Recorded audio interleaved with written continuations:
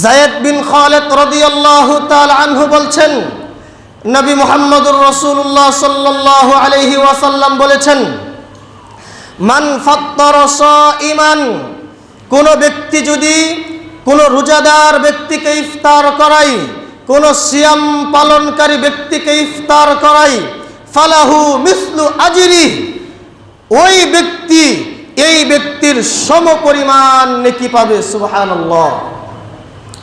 আল্লাহর নবী বলছেন, কোন ব্যক্তি যদি কোন সিয়াম পালনকারী ব্যক্তিকে ইফতার করায়, তাহলে যেই ব্যক্তি সিয়াম পালনকারী ব্যক্তিকে ইফতার করিয়েছে, ওই ব্যক্তি এই সিয়াম পালনকারী ব্যক্তি সারা দিন রোজা রেখে যেই পরিমাণ নেকি পেয়েছে, আল্লাহ রাব্বুল আলামিন ওই ব্যক্তির আমলনামায় ওই পরিমাণ নেকি দিয়ে দিবেন। সুবহানাল্লাহ।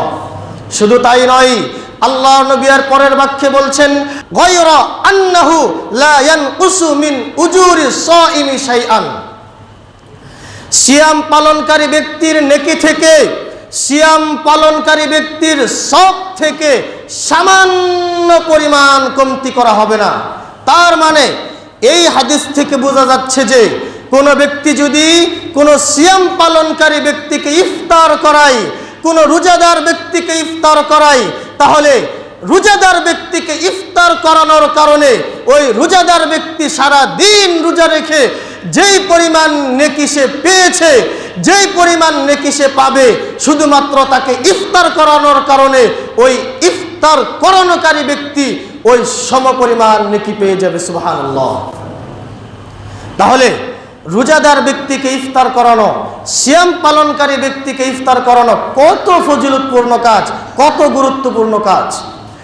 এই জন্যই আমি বলি, আমাদের যাদের উপর রোজা ফরজ হয়েছে, আমরা শত চেষ্টা করেও সর্বোচ্চ আমরা 30টা রোজা রাখতে পারবো, 30টার বাইরে তো আমরা কেউ রাখতে পারবো না। কিন্তু আমরা যদি একটা টার্গেট নেই যে আমি প্রত্যেক দিন একজন করে অসহায় মানুষকে, একজন করে সিয়াম পালনকারী ব্যক্তিকে ইফতার করাবো, তাহলে দেখা যাবে যে গোটা রমজান মাসে আমি 60 দিন রোজা রাখার সমান নেকি পেয়ে যাব। সুবহানাল্লাহ।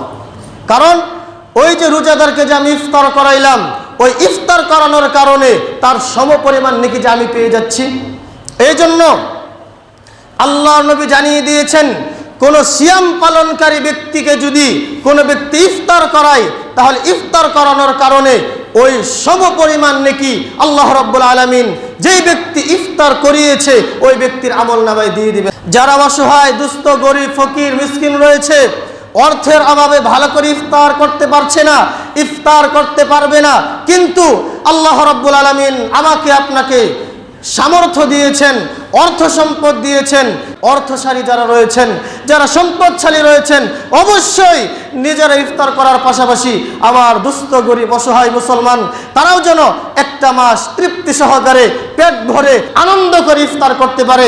এই বিষয়গুলো অবশ্যই আমাদেরকে মাথায় রাখতে হবে। আমাদেরকে দায়িত্ব নিয়ে তাদের বাড়িতে বাড়িতে ইফতার পৌঁছিয়ে দেওয়া, যাতে করে তারা ইফতারের সময় আনন্দ করে ইফতার করতে পারে। আল্লাহ আমাদের সকলকেই এই কল্যাণমূলক কাজে অংশগ্রহণ করার তৌফিক দান করুন। আমিন।